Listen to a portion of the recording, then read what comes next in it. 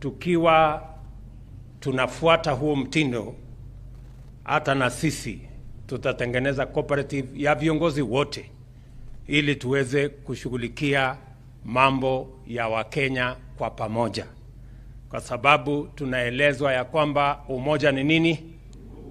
Umoja ni nguvu. Distinguished guests, good morning. The bottom-up economic transformation agenda outlines bold government commitment to undertake transformational interventions across various sectors. For these interventions to be successful, it is imperative for us to effectively overcome a number of critical challenges that have been defining the features of our socio-economic fabric for decades. The first challenge is the informality of our economy.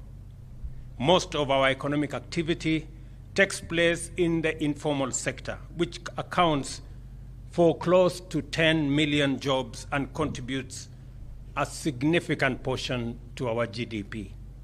As a result of this informality, millions of productive people are denied affordable credit, training and capacity building, access to essential public amenities, and the protection of the law.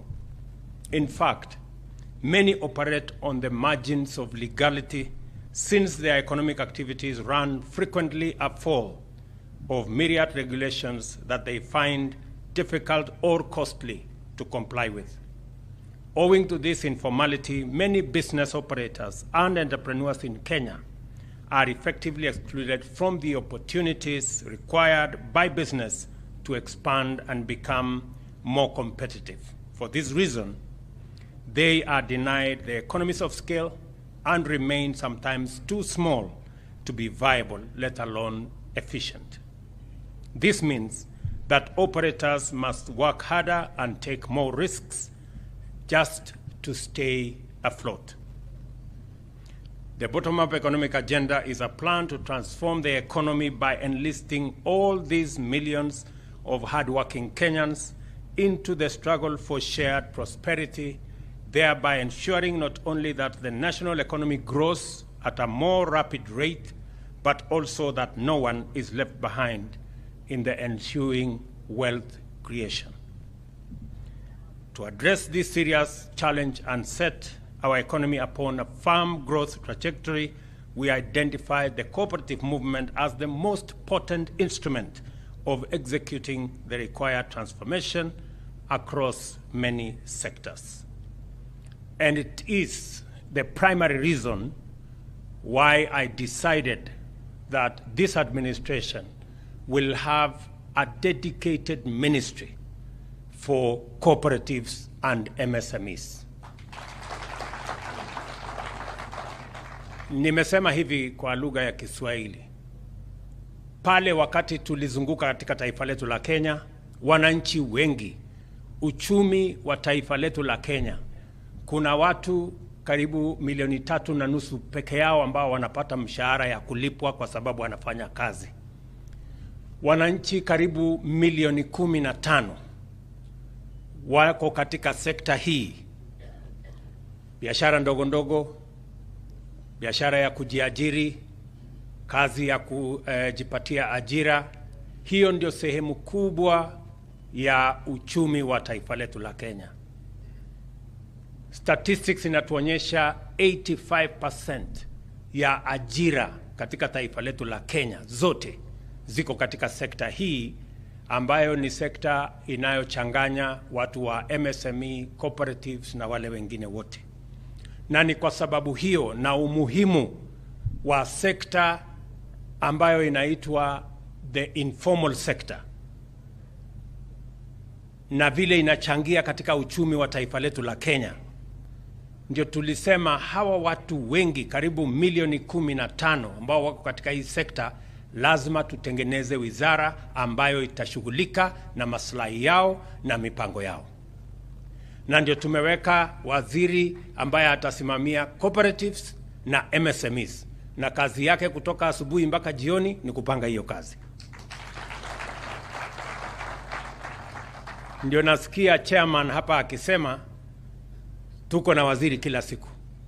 Ni kwa sababu hana kazi ingine. Cooperative. Zamani cooperative ilikuwa kati ya wizara zingine. Mara ilikuwa kwa wizara ya kilimo, siku ingine ilikuwa kwa wizara zingine, lakini mwaka huu ama katika awamu hii ya serikali ya 2022 mpaka 2027, mimi nimesema ya kwamba tutaweka wizara ambayo itashughulika, kwa sababu sekta hii ni ya muhimu sana katika uchumi wa taifa letu la Kenya. Hakuna vile tutazalisha mali, hakuna vile tunazalisha uchumi wa taifa letu la Kenya kama hatutashughulikia sekta ambayo ni ya MSME na sekta ya cooperative. And that is why we have a dedicated ministry whose business and responsibility it is to look after, to work with, build capacity, eliminate challenges in the cooperative and MSME sector so that we can use it as an instrument to drive the economy of our country. The government therefore looks to the cooperative movement as a fundamental transformational institution for several reasons. First of all, it provides a sustainable pathway towards the formalization of marginal and informal sector operators and entrepreneurs. Secondly, it performs the function of aggregation for small-scale producers and their resources, enabling them to leverage economies of scale that would otherwise be out of reach. Thirdly, cooperatives, especially SACCOs, perform an essential financial inclusion function that expands the national penetration of savings and credit services while also making affordable credit available to people struggling to earn livelihoods at the bottom of the economic pyramid. Na ndio hiyo ndio tumesema hii sekta hii ya cooperative ni ya muhimu kwa sababu inaleta washirika pamoja. Na mkiona katika budget yetu ya mwaka huu tumeweka pesa nyingi katika value chains ambayo inawahusisha washirika. Tumeweka pesa katika dairy and leather kwa sababu ni ya muhimu. Tuko na watu wengi ambao katika hiyo sekta. Tumeweka pesa nyingi katika cotton and ginnery. Hiyo value chain yote ya pamba tumeweka pesa ya kutosha. Tumeweka pesa katika value chain ya chai, tumeweka pesa katika value chain ya kahawa, tumeweka pesa katika value chain ya mambo ya fisheries, kwa sababu tunaamini ya kwamba hizo sekta zote zikifaulu, cooperative movement itafaulu na vile vile uchumi wa taifa letu la Kenya itafaulu. By all accounts, all these are vital functions for the economy, since no transformation at all is possible without it. They are indispensable in facilitating upward social and economic mobility of large numbers of Kenyans, driving rural wealth creation and accelerating poverty reduction.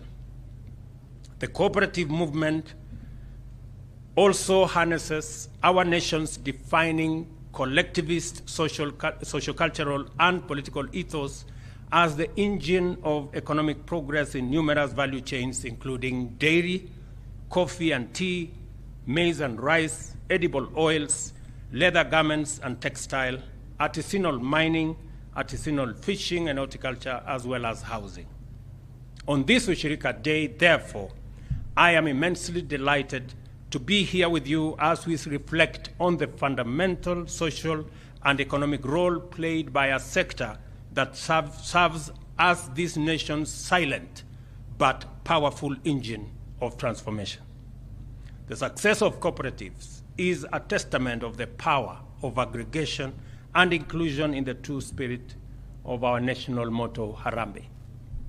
In recognition of the cooperative movement's immense contribution and the transformative opportunities that come with it, the government is committed to supporting the sector through institutional reform measures, including the harmonization of legislation governing various crops, with the aim of reducing the cost of production and competitiveness. For the dairy sector, investment in preservation and processing infrastructure are aimed at building up the country's capacity to export to our region as well as the broader African market. The modernization of the Kenya Cooperative Creameries will ensure its efficiency, enable it sustainably manage milk market glut and converting excess milk into powder, thereby stabilizing prices. Na wacha niseme hapo ya kwamba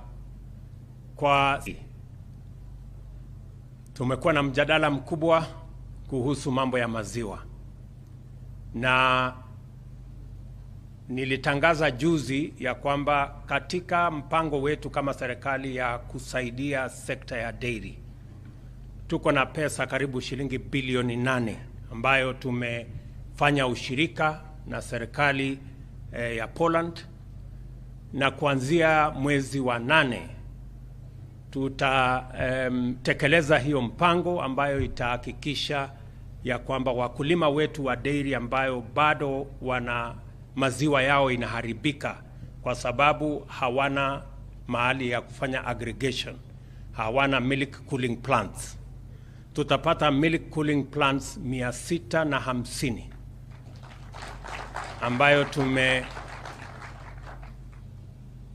mpango ya kuhakikisha kwamba itafika katika kila county.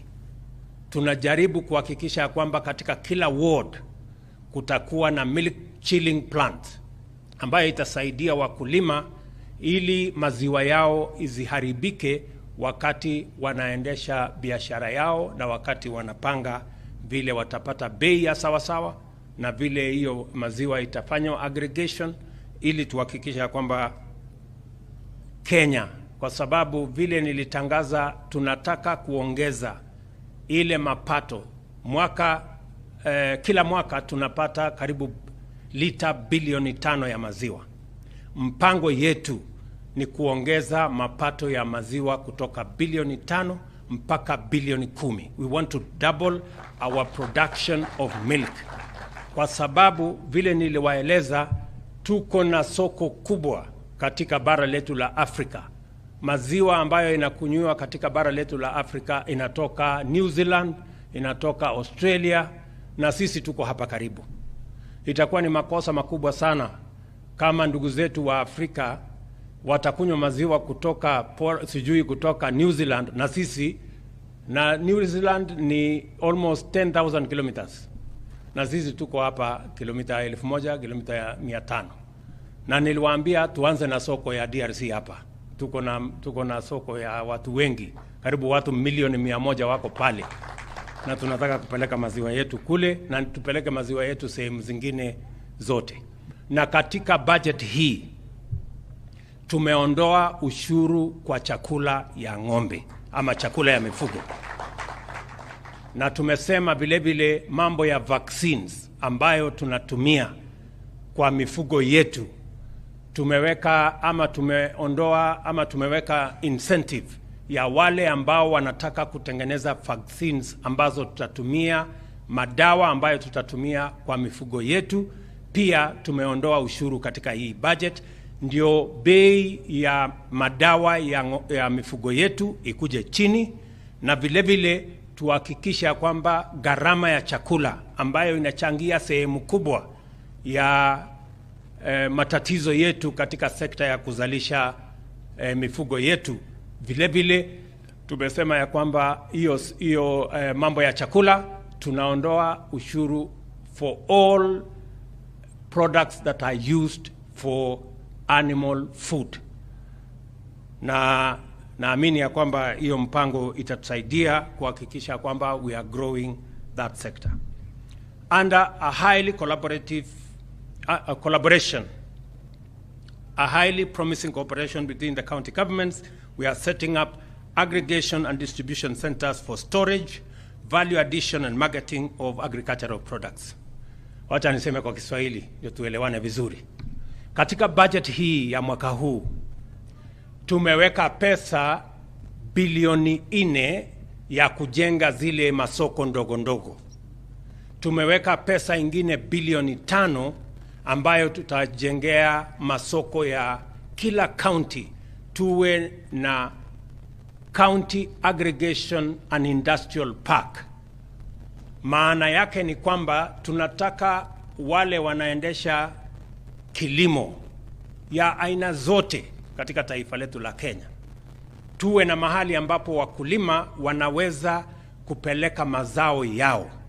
Na katika County Aggregation and Industrial Park tutahakikisha ya kwamba kuna mahali ya storage, kuna mahali ya cold room, kuna sehemu ambayo itafanyiwa value addition, kuna mahali itafanyiwa agro processing, na baadaye tunataka private sector wakuje wafanye manufacturing katika kila County Aggregation and Industrial Park, ndio wakulima waongeze dhamana ama waongeze value kwa mazao yao, ili pesa wanayopata kutoka mazao yao ya kilimo iongezeke, na vile vile tupate mazao ambayo tuta export katika sehemu zingine za taifa letu ama za taifa letu, na vile vile katika sehemu zingine katika bara letu and outside, ili kilimo iweze kuweka pesa kwa mifugo ya wakulima na wananchi wote.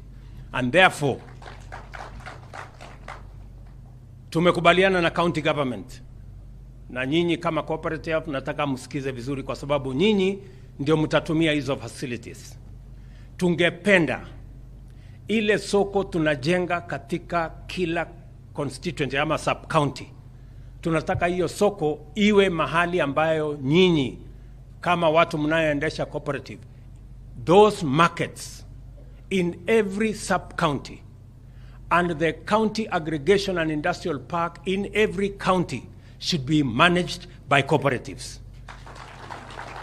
Nyinyi ndio mtazisimamia, kwa sababu ile biashara inaendelea pale, kama ni ya avocado, kama ni ya chai, kama ni ya kahawa, kama ni ya mchele, hiyo biashara yote ambayo inaendelea pale ya mazao yenu, nyinyi ndio mtakuwa mstari ya mbele kuhakikisha ya kwamba wale watu ambao wanatusumbua kama brokers na makatel na wale wengine, hakuna haja sasa ya kwenda kuwasumbua wakulima. Tunawaambia tukutane sokoni ndio tupige bei na nyinyi tukiwa pamoja.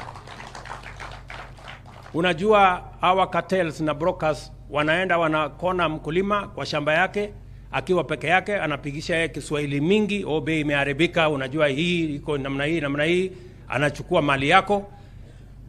Mwisho mkulima ambaye amehangaika miezi 6 mwaka moja akichunga mazao yake, anapata pesa kidogo kuliko ule broker amekuja pale kwa masaa ama kwa siku 2, ametengeneza pesa nyingi kuliko mkulima.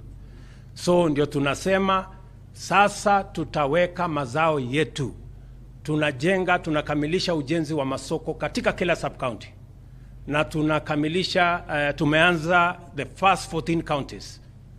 Mtatuona tukitembea huko tukizianzisha zijengwe. Tunataka in the next 1 year tuwe na county aggregation and industrial park, mahali wakulima wetu watapanga mambo yao na mazao yao.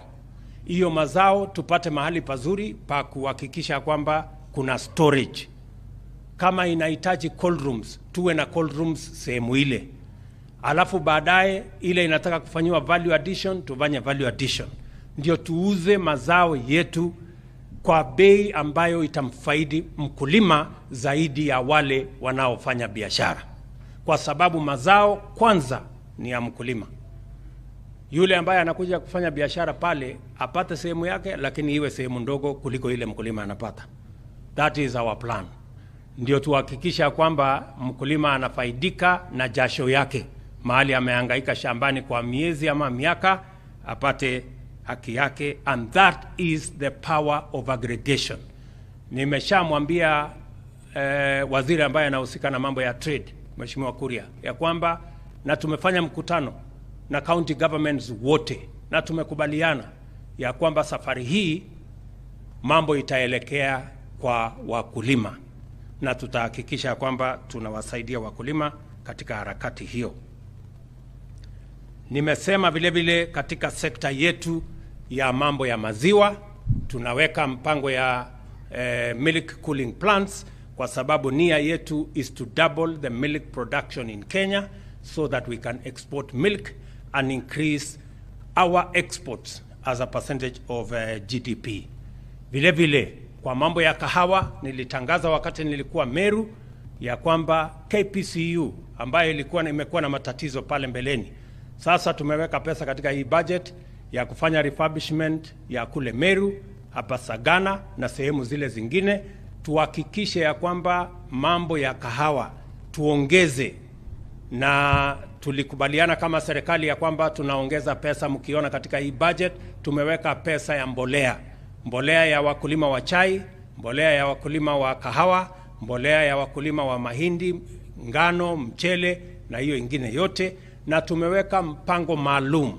We have registered all farmers. 5.1 million farmers are now on our database. Na tumekubaliana ya kwamba hiyo mpango tutashirikiana na county governments ili mbolea ipatikane mahali karibu na wakulima.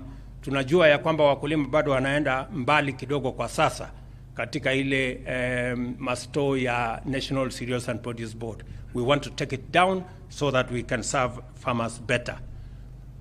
Tunataka kuongeza mapato yetu kwa mambo ya kahawa. Saa hizi mti mmoja inatupatia kilo 2. Nchi zingine wanapata karibu kilo 7, kilo 8, kilo 10.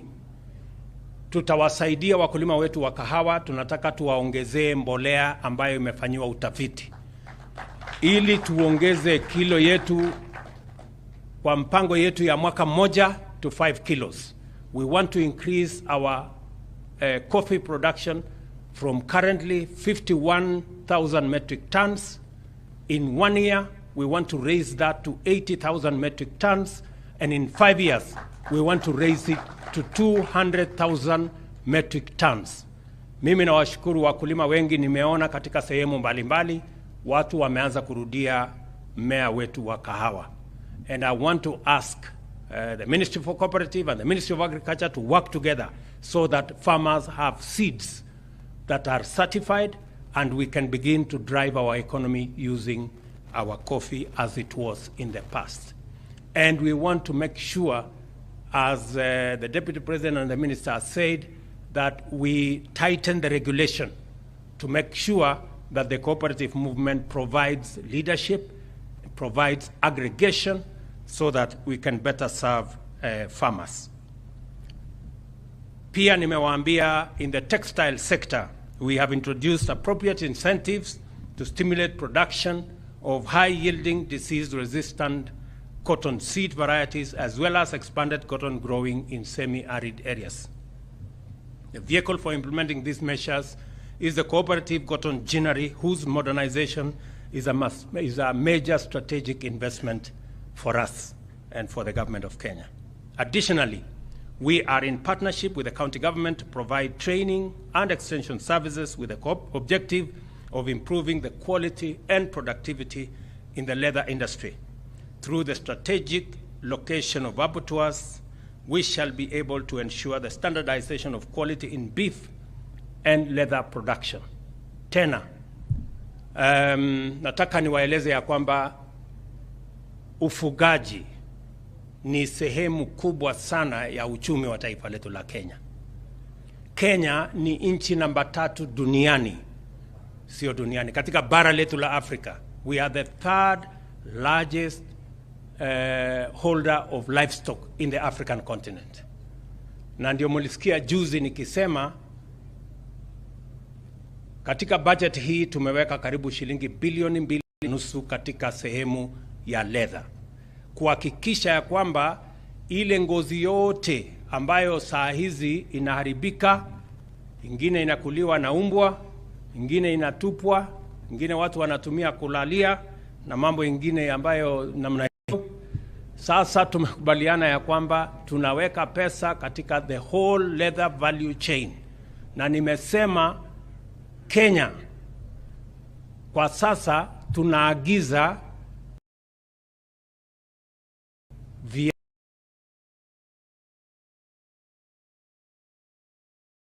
naye hatuta nje, na nimesema ndani ya miaka 2-3, ndani ya mwaka 2-3 tutakuwa tumekamilisha mpango yetu, na hatutakuwa tena tunaagiza viatu kutoka nje ama leather products. Vijana wetu ambao tumewatrain katika taifa Na pia hapa Naivasha tunaweka leather industry kubwa ambayo itatusaidia hata kuuza leather products katika sehemu zingine za bara letu la Afrika. We must be deliberate about creating opportunities for our young people. And I have said that because currently we are importing leather products in the region of 15 million pairs every year, and yet we are the third largest holder of livestock in our continent. It is not correct, it is not right that we are continuing to import leather products when our own skins and hides are being wasted. We are not getting any value out of them. Tunataka ikifika hapo mbele, mkulima akiuza nyama pia analipwa kwa ngozi ile ameuza, kwa sababu itaenda katika factory ya leather products. Tumekubaliana na county governments na mpango hiyo iko tayari. Let me also say that cold rooms, tuko na sehemu nyingi ambayo ni wanatuzalishia horticulture, wanatuzalishia vyakula mbalimbali ya fresh produce, na tumeweka mpango kamili ambayo tumeanza. Waziri huyu tumemwambia tumeanza Kipipiri, Ndaragwa, Oljororok, Keses, Timboroa, Londiani, Elbagon, Molo, Mogotio, mahali ambayo tunaanzia the first phase ya kuhakikisha kwamba kuna cold room facilities ya wakulima wetu wa mboga na fresh produce. We are also investing in the rehabilitation of expansion of farmers markets, as I have said, progressively under the Ministry of Lands and Housing. We are planning for markets across Kenya that are going to help our cooperators to make sure that we are moving in the right direction. Vile vile, mumeona katika mpango yetu ya mawizara, tuko na wizara ambayo inahusika na PS, ambayo inahusika na mambo ya blue economy, kwa sababu ni ya muhimu katika ziwa Victoria na katika ocean yetu, bahari yetu ya kule Indian Ocean. Pia tumeweka mpango kamili, tunakamilisha Liwatoni, tumeweka pale karibu shilingi bilioni 1 katika budget hii kuhakikisha kwamba tunakamilisha hiyo soko. Imejengwa siku nyingi na processing ya fish na fish products.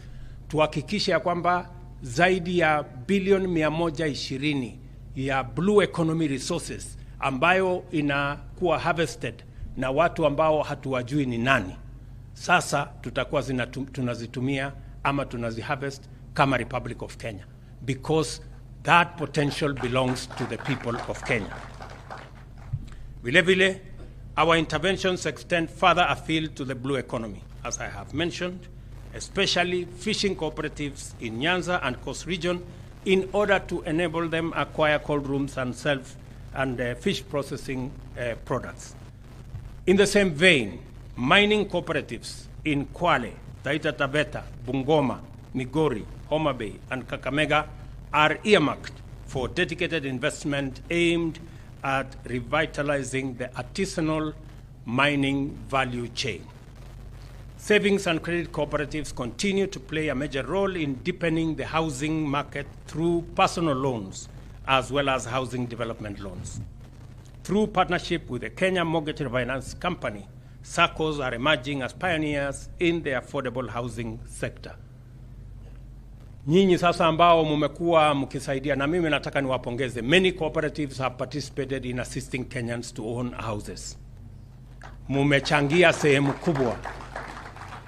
Wakati serikali hatukukuwa na mpango kamili ya housing, cooperative movement filled the gap. Mumesaidia wa Kenya wengi katika mpango ya kuwa na manyumba ya kuishi. Lakini sasa tutasaidiana na nyinyi. Tutaweka mpango kamili. Nyinyi mumekuwa mkinunua shamba ya kujenga manyumba. Sisi kama serikali sasa tumesema tutatoa ardhi bila ya malipo. Vile vile mumekuwa mkiweka pesa nyingi kuweka services, barabara, sewage, kuleta maji, kuleta stima. Sasa hiyo kazi itakuwa inafanywa na serikali. Sasa tumerahisisha kazi yenu kama cooperative movement. Kazi yenu sasa ni kupatia yule cooperative wenu loan peke yake. Nyumba tutajenga na itakuwa bei ya chini. Sasa ile gharama mlikuwa mnalipa juu, sasa itakuwa chini. Sasa kazi yenu ni kupatia hawa pesa, wana own nyumba, wanasonga mbele. Sijui kama tunaelewana. Tuko pamoja? Sasa hiyo mzigo mmekuwa mkibeba sana, tutawasaidia. Without any doubt whatsoever, our cooperative movement has already contributed immensely to the national socio-economic development and is poised to escalate this contribution to an exponentially transformational scale. For this reason, the government is determined to take appropriate measures to ensure full implementation of Sessional Paper Number 4 of year 2020 on National Cooperative Policy, which recognizes and embraces the fundamental mandate of promoting cooperatives for socio-economic transformation. The new policy measures will include the establishment of a central liquidity facility and shared services platform, which will enhance efficiency and quality of SACCO services while reducing operational risks encountered by SACCOs. Nasema hivi, muliona jana muliona ya kwamba tuko na mpango ambayo niliwaahidi wa Kenya, ya kwamba tutaweka services yote ama huduma zote za serikali tutaweka katika digital platform, ili Mkenya anaweza kuinteract na serikali ya Kenya. Unaweza kupata services za serikali katika mtandao bila ya kwenda katika ofisi ya serikali, na vile vile tutasaidiana na nyinyi kuwasaidia na teknolojia, kuwasaidia na digital platform ambayo itawasaidia kwa mambo ya reconciliation, ili tuhakikisha kwamba sekta hii inatumia teknolojia kuhakikisha kwamba pesa zenu ziko katika hali mzuri, na sio lazima uende katika maofisi nyingi kubebana na makaratasi nyingi na kufanya yale mambo mengi ambayo saa zingine inachukua muda mrefu. Sasa tutawasaidia na mpango wa teknolojia, and we are going to work with the cooperatives to make sure that we build their capacity, we make sure that governance is in the right frame, and to ensure that we leverage on technology to make cooperatives efficient and effective, and they can better serve the cooperators better. So tutashirikiana katika hiyo mpango na waziri, work with your colleagues in the Ministry of ICT so that we can assist the cooperative movement to make sure that they leverage on technology to offer and make their services much more efficient and much more effective. The changes also will facilitate short-term inter-SACCO borrowing and similarly facilitate access to the national payment system, thereby providing effective solutions to liquidity challenges, enhancing financial stability in the sector and improving the general governance of that sector. Mimi nataka mjue hivi, niwapatie story kidogo. Pale Nakuru, kampuni ambayo tulipatia kandarasi ya kujenga dam, na hiyo dam ni ya shilingi bilioni 32. Hiyo kampuni ilikuwa ni cooperative kama hii zetu cooperative ya kule Italy. So it is possible to grow a cooperative, small as it may be, into a giant multinational organization. Those possibilities exist. So tunataka cooperative zenu muanze kujua ya kwamba cooperative inaweza kukua mpaka ikakuwa kampuni ya kimataifa. Nimewaeleza ile kampuni ambayo tulipatia kutujengea dam ya Itare ni cooperative kama hii zenu hapa, na tulipatia kandarasi ya shilingi bilioni 32 kutengeneza dam.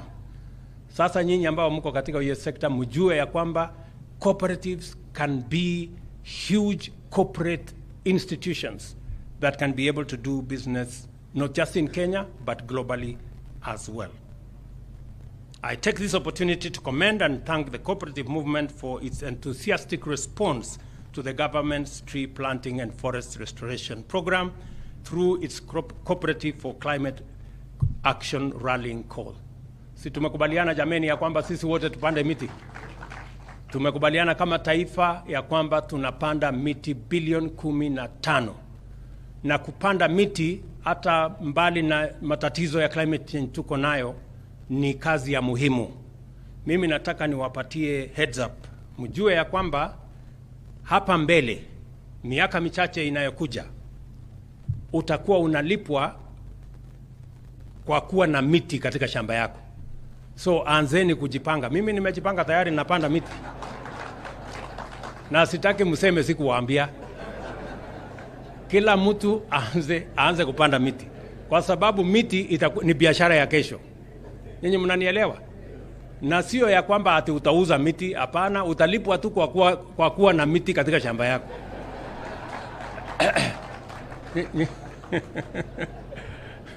Sijui kama tunaelewana.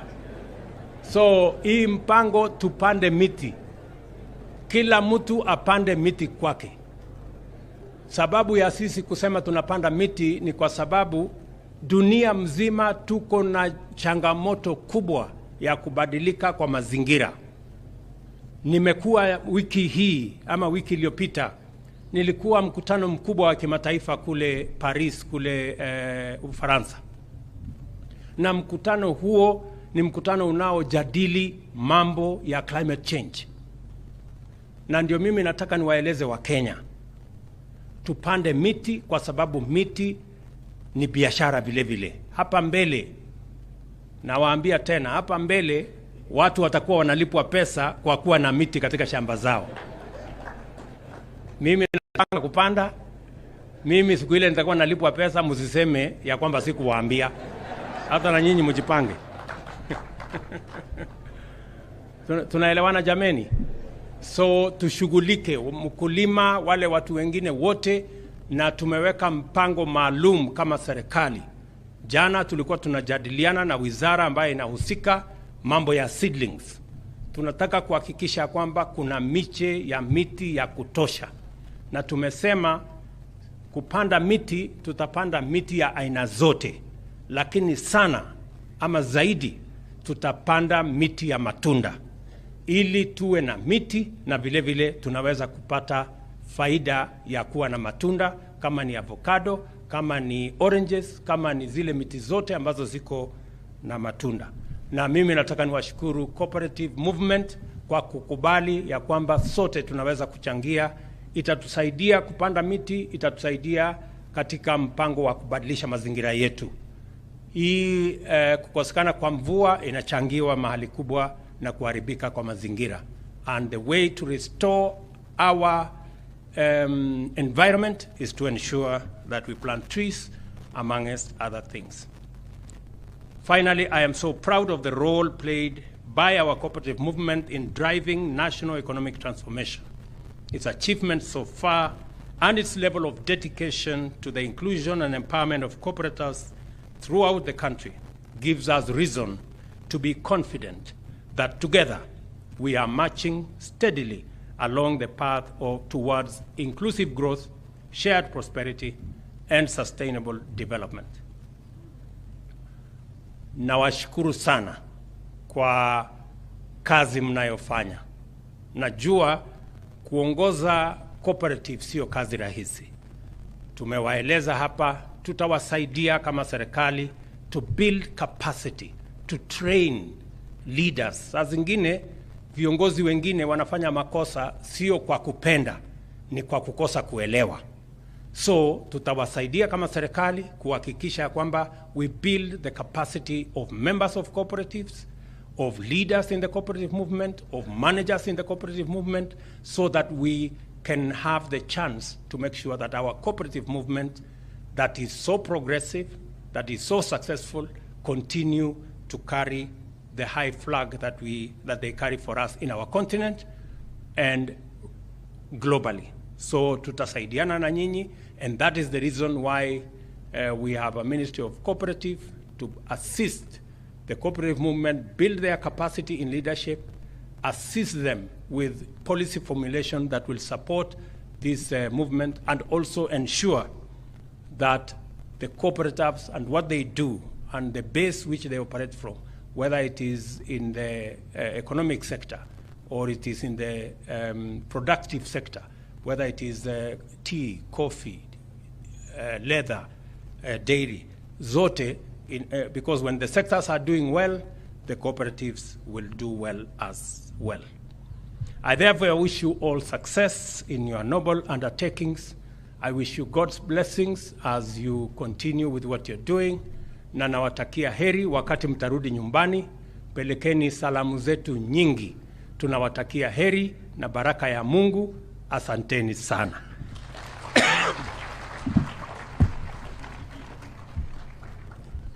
Tumpigie Mheshimiwa Rais makofi kwa mara nyingine tena tafadhali. Mheshimiwa Rais, kwa ruhusa yako naomba usalie jukwani kwa kipindi kifupi cha utuzaji, na naomba Naibu Rais Rigathi Gachagua ujiunge na Mheshimiwa Rais pamoja